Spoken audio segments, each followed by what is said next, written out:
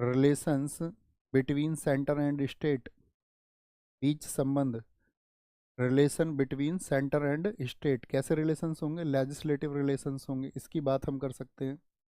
7वीं अनुसूची हो गई। राष्ट्रपति से संबंधित कोई बात है, राष्ट्रपति के निर्वाचन से संबंधित कोई बात है,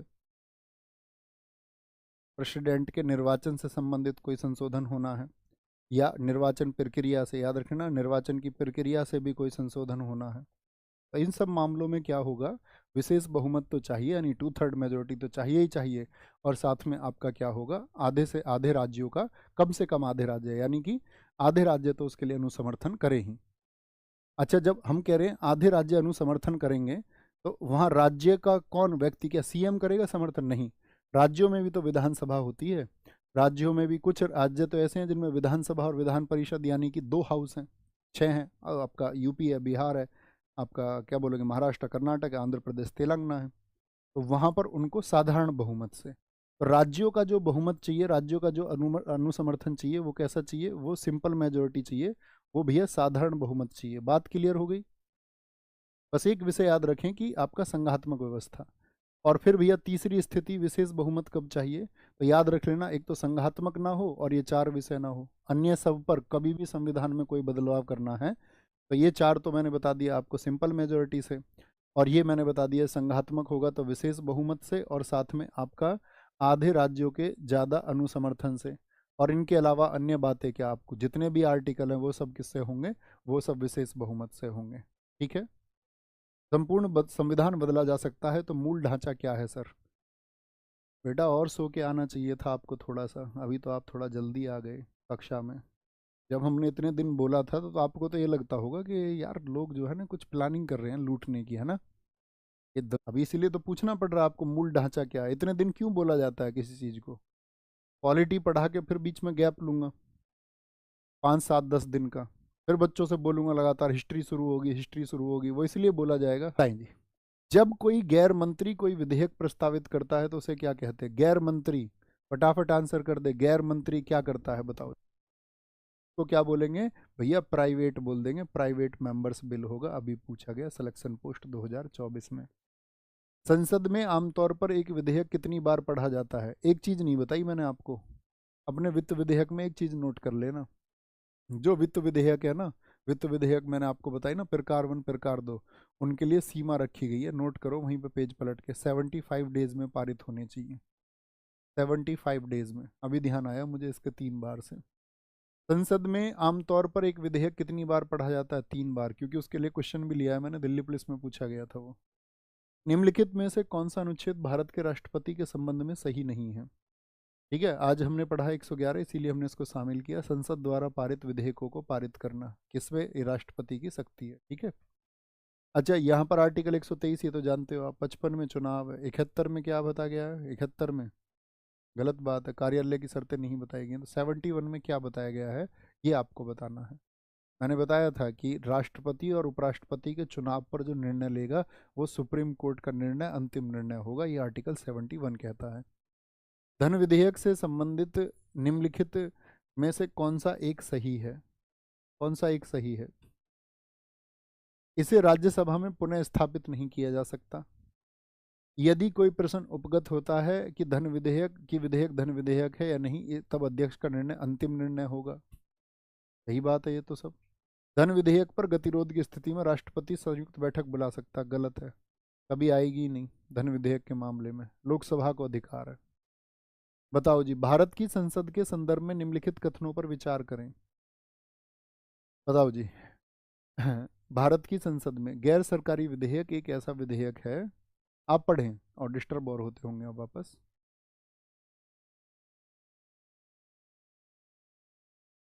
निर्वाचित नहीं होगा ऐसा तो हो ही नहीं सकता भाई, एमपी तो होना पड़ेगा ना उसको। हाल ही में भारत की संसद के इतिहास में पहली बार एक गैर सरकारी विधेयक पारित किया गया, हाल ही में नहीं भैया। क्या बोले? मैंने आपको बताया 14 पारित हो चुके हैं, 14 पारित हो चुके हैं। एक तो 1952 में पारित हो गया था शुरू में, वक्फ बोर्ड का, मैंने आपको बताया था। संसद के एक साधारण विधेयक को पेश करते समय निम्नलिखित में से कौन सा प्रस्ताव नहीं किया जाता है? साधारण विधेयक को, विधेयक पर विचार किया जाए, कि विधेयक को जनमत जानने के उद्देश्य से परिचालित किया जाए, विधेयक को एक प्रवर समिति के पास भेजा जाए, विधेयक को दूसरे सदन की सहमति के बिना, दूसरे सदन की सहमति के बिना सदन की किसी संयुक्त समिति को भेजा जाए। ये तो गलत बात है। मैंने आपसे कहा ना, दूसरे दिन जब आपका बहस होती है तो दूसरे दिन बहस दोनों सदनों में हो सकती है। ठीक है, तो ऐसा तो है नहीं कि दूसरे सदन की सहमति नहीं ली जाएगी और आपका संयुक्त समिति, क्योंकि संयुक्त समिति तो है ही दोनों सदनों के लिए, तो दोनों सदनों की वजह से भेजा जाएगा, तो गलत बात हो जाएगी। प्रवर समिति जो जांच के लिए अस्थायी समिति बनाई जाती है। एक साधारण विधेयक को प्रस्तावित किया जाता है कहाँ पर? साधारण विधेयक को संसद के किसी भी सदन में, भैया किसी भी सदन में। भाई लोकसभा में तो सिर्फ और सिर्फ धन विधेयक के लिए बात है ना, कि जब किसी विधेयक को संसद के दोनों सदनों के संयुक्त बैठक में भेजा जाता है, तो संयुक्त बैठक में भेजा जाता है तो क्या होता है? साधारण बहुमत चाहिए। एकदम से ठीक है। निम्नलिखित में से किस अनुच्छेद में संसद सदस्यों के वेतन और भत्तों का प्रावधान है? कल आपको बताया 110 में तो क्या हो गया? मनी बिल हो गया, मनी बिल हो गया। ठीक है, 109 में मनी बिल के पारित होने की प्रक्रिया हो गई। 106 में क्या है? संसद सदस्यों के वेतन है। अगर राज्यसभा द्वारा धन विधेयक को पर्याप्त संशोधन किया जाता है, यूपीएससी सिविल सर्विसेज लिख रहा है ना, तो इसका मतलब ये नहीं कभी सोचो ऐसे ही लिख दिया, पूछा गया है। क्या बोलोगे? अगर राज्यसभा द्वारा धन विधेयक में पर्याप्त संशोधन किया जाता है, भाई उसके पास जाएगा, 14 दिन वो होल्ड कर सकता है, तो क्या होगा? बताओ जी क्या हो जाएगा? लोकसभा राज्यसभा की सिफारिशों को स्वीकार या अस्वीकार करते हुए भी, स्वीकार भी कर सकता है, अस्वीकार भी कर सकता है, विधेयक के साथ आगे बढ़ सकती है। एकदम से ठीक है भैया, बढ़ जाएगी। लोकसभा विचार नहीं कर सकती, गलत बात है। पुनर्विचार के नहीं भैया, राष्ट्रपति विधेयक में संयुक्त बैठक आती नहीं है। धन विधेयक के संदर्भ में निम्नलिखित में से कौन सा कथन सत्य है? बताओ जी। यदि कोई प्रश्न उठता है कि कोई विधेयक धन विधेयक है या नहीं, तो भारत के, देखो बच्चे, कभी मैं एग्जाम में ऐसे क्वेश्चन ले लूँ ना, DSSB PRT, तो आप ये मत समझना कि भैया ये क्वेश्चन क्या SSC में नहीं पूछा गया। SSC में तो इसकी तुलना में बहुत बेसिक क्वेश्चन पूछे जाते हैं। ठीक है, इनको दिखाने का मेरा उद्देश्य यही होता है आपका, कि हम जो टॉपिक पढ़ते हैं ना उसको कवर कर रहे होते हैं। नहीं तो SSC में तो कम से कम मनी बिली 20 बार पूछा गया होगा आज तक। ओके, धन विधेयक के संदर्भ में निम्नलिखित में से कौन सा कथन सत्य है? यदि कोई प्रश्न उठता है कि कोई विधेयक धन विधेयक है, तो भारत के राष्ट्रपति का निर्णय अंतिम होगा? नहीं। राज्यसभा को धन विधेयक को अधिकतम नहीं भैया 14 दिन में। धन विधेयक की परिभाषा 108 में नहीं, धन विधेयक की परिभाषा 110 में। ये नाको का साइन है, नाको। क्या बोले? यदि कोई प्रश्न उठता है कि कोई विधेयक धन विधेयक है या नहीं है, तो लोकसभा अध्यक्ष का निर्णय अंतिम रहता है, लोकसभा अध्यक्ष का। भारतीय संसद में वित्त विधेयक, भारतीय संसद में जो साथी वित्त विधेयक के संबंध में निम्नलिखित कथनों पर विचार करें। अभी पूछा गया 2023 यूपीएससी में। भारतीय वित्त विधेयक और धन विधेयक दोनों आपने पढ़े, बहुत विस्तार से जरा आंसर करें। जब लोकसभा वित्त विधेयक को राज्यसभा में भेजती है, तो राज्यसभा उस विधेयक को संशोधित या अस्वीकृत कर सकती है, अस्वीकृत कर सकती है। ठीक है भाई, लोकसभा ने वित्त विधेयक को भेजा है कहाँ पर? राज्यसभा में। तो मैंने क्या बताया कि वित्त विधेयक अगर आप ट्रीट करेंगे वित्त विधेयक प्रकार 1, तो उसमें तो क्या होगा आपका, कि भैया उसमें तो दोनों सदनों को साधारण, मैंने क्या बताया था, साधारण विधेयक के जैसा ट्रीट होगा। तो राज्यसभा उसको संशोधित या अस्वीकृत कर सकती, संशोधित थोड़ी करेगी।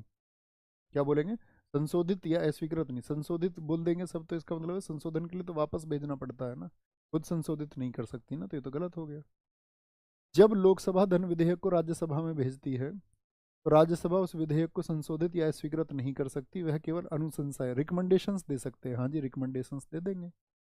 लोकसभा और राज्यसभा के बीच असहमति होने पर धन विधेयक के लिए कोई संयुक्त बैठक नहीं होती।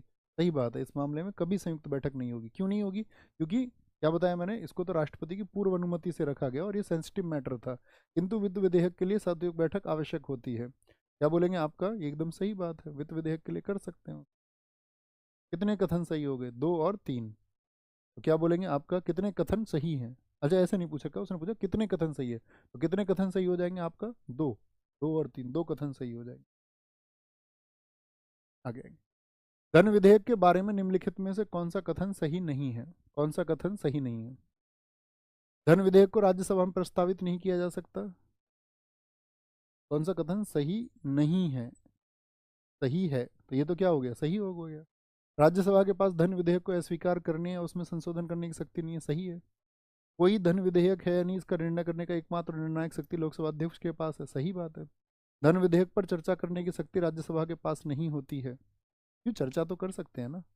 चर्चा तो कर सकते हैं ना भाई, 14 दिन तक होल्ड कर सकते हैं उसको। मैंने क्या बोला, उस पर रिकमेंडेशंस कर सकता है। तो रिकमेंडेशन कब करेंगे, चर्चा होगी तभी तो। ऐसी थोड़ी अपने आप रिकमेंडेशन हो जाएगी, चर्चा से ही रिकमेंडेशन होगी। निम्नलिखित में से कौन सा एक धन विधेयक से संबंध नहीं है, जो धन विधेयक से संबंधित नहीं है? Which one of the following is not a provision related to money bill? किसी कर का अधिरोपण, उन्मूलन, छूट, परिवर्तन या विनियमन। भारत की संचित निधि से बाहर धन का विनियोजन, ठीक है, कुछ भी अप्रोप्रिएशन हो रहा है या रेगुलेशन हो रहा है। स्थानीय प्रयोजन, मैंने कहा था स्थानीय प्रयोजन को ये किस में कहा गया था, आर्टिकल 117 के सबसेक्शन 2 में कहा गया था कि भैया स्थानीय प्रयोजन के लिए लाइसेंस कोई फीस ली जा रही है आपसे।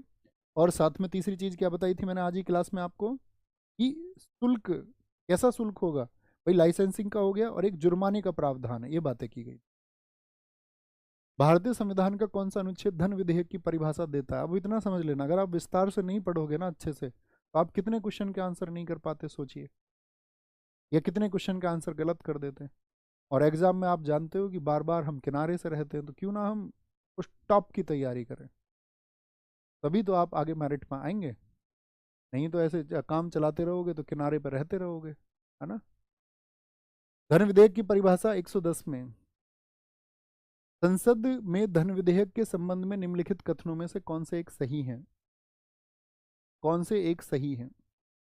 अनुच्छेद 109 में धन विधेयक के संबंधित विशेष प्रक्रिया को दिया गया है। हाँ जी, विशेष प्रक्रिया दी गई है। धन विधेयक राज्यसभा में पुनः स्थापित नहीं किया जाएगा, ये पूछा गया है। नहीं किया, बिल्कुल नहीं किया जाएगा। राज्यसभा या तो धन विधेयक को अनुमोदन दे सकती है या परिवर्तन के लिए सुझाव दे सकती है, कि अस्वीकार नहीं कर सकती, बिल्कुल नहीं कर सकती। रिकमेंडेशंस कर सकती है, लोकसभा माने या ना माने। राज्यसभा द्वारा धन विधेयक में सुझाए गए संशोधन को लोकसभा द्वारा स्वीकार करना होगा, नहीं, लोकसभा की मर्जी है, करे ना करे। तो क्या ठीक हो गया, 1 2 3 अभी पूछा गया इसी ईयर। पीएससी समझते हो ना, सिविल सर्विसेज एग्जाम, यूपीएससी। वित्त विधेयक केवल रिक्त स्थान में प्रस्तुत किया जा सकता है। वित्त विधेयक कहां पर पेश होगा, केवल कहां पर पेश होगा, तो क्या बोलेंगे, क्योंकि वित्त विधेयक को एक्सप्लेन नहीं किया तो बोलता किसी भी सदन में। अब किसी भी सदन का नाम दे नहीं रखा, तो राज्यसभा में हो नहीं सकते, या तो किसी भी सदन में बोले या लोकसभा। तो हम किस पर जाएंगे, करेक्ट वे पर, लोकसभा। ठीक है, किस पर जाएंगे, लोकसभा पर जाएंगे। निम्नलिखित में से क्या सही नहीं है? प्रत्येक धन विधेयक एक वित्त विधेयक होता है। छत्तीसगढ़ प्रीलिम्स में पूछा गया है, छत्तीसगढ़ प्रीलिम्स नहीं, छत्तीसगढ़ पब्लिक सर्विस कमीशन में पूछा गया, प्रत्येक धन विधेयक एक वित्त विधेयक होता है। हाँ जी। प्रत्येक वित्त विधेयक एक धन विधेयक नहीं होता, सही बात है। वित्त विधेयक केवल लोकसभा में प्रस्तावित किया जा सकता है। तो एक finance bill can be introduced only on Lok Sabha. अब ये नहीं एक्सप्लेन किया इन्होंने कि वित्त विधेयक प्रकार 1 या ऐसे लिख के। तो वित्त विधेयक में अगर धन विधेयक की बात है तो इसको भी हम सही मान सकते हैं, बाकी ऑप्शन से देख लेंगे हम कि अगर दूसरे की बात की गई होगी तो दूसरे को पुट कर सकते हैं। वित्त विधेयक पर राष्ट्रपति के पूर्व हस्ताक्षर होते हैं, यानी कि जो अब वित्त विधेयक, एक आप मुझे बताएं, जो सभी वित्त विधेयक है, क्या बोलेंगे, वो क्या सारे के सारे धन विधेयक होते हैं? लेकिन कुछ तो हो सकते हैं ना। तो मान के चलो वित्त विधेयक राष्ट्रपति के पूर्व हस्ताक्षर, प्री साइंड चाहिए। हाँ जी, तो वो किस तरह का होगा, प्रकार 1 होगा, वित्त विधेयक प्रकार 1, तो मान सकते हैं। राज्यसभा वित्त विधेयक को 14 दिनों तक रोक सकती है। राज्यसभा रोक सकती है क्या वित्त विधेयक को? नहीं, धन विधेयक को रोक सकती है। राष्ट्रपति वित्त विधेयक पर हस्ताक्षर करने से इनकार नहीं कर सकते, बिल्कुल कर सकते हैं। ठीक है, आपका राज्यसभा वित्त विधेयक को संशोधित कर सकती है। राज्यसभा वित्त विधेयक को संशोधित कर सकती है, बताओ भी फटाफट से। राज्यसभा को वित्त विधेयक को, बिल्कुल वित्त विधेयक को, मैंने कहा ना उससे साधारण प्रक्रिया से गुजरेगा, तो संशोधन उसमें वो करने के लिए कैन अमेंड, अपनी तरफ से अपनी प्रक्रिया चला सकती है, बिल्कुल। गतिरोध की स्थिति में वित्त विधेयक पर संयुक्त अधिवेशन बुलाया जाता है। वही वित्त विधेयक होगा तो उसमें मैंने बताया दोनों सदन यानी साधारण विधेयक की तरह होगा, तो साधारण विधेयक में तो संयुक्त अधिवेशन बुलाया जा सकता है या नहीं बुलाया जा सकता? बिल्कुल बुलाया जा सकता है। वित्त विधेयक में मैंने बताया ना साथी आपको कि भाई इसकी जो प्रक्रियाएं है वो साधारण विधेयक जैसी होंगी। तो क्या ठीक नहीं होगा, 5 और 6, 5 और 6 ये ठीक नहीं होंगे। वित्त विधेयक को संसद में पेश होने के कितने दिनों के भीतर पारित किया जाता होता है? ठीक है, ये हमारे कुछ टॉपिक्स थे। क्या बोलेंगे, वित्त विधेयक क्या बोले मैंने, 75 डेज। और आपने देखा होगा पिछले 3-4 दिन में हमारे पास ऐसे टॉपिक्स थे, और मैं थैंक यू भी बोलना चाहूँगा आपका कि आप बच्चों ने उसको बड़े ध्यान से पढ़ा है। ठीक है, अगले जो हमारे टॉपिक्स होंगे वो थोड़े छोटे टॉपिक्स होंगे। छोटे टॉपिक्स का मतलब है कि उसमें हम कोशिश करेंगे क्लास आपका जो है वो 1.5 घंटे के आसपास रहे। हालांकि आपको मेरे हिसाब से तो मेरे पास कोई ऐसा मैसेज नहीं आया, कोई समस्या ऐसी नहीं हुई आप लोगों को।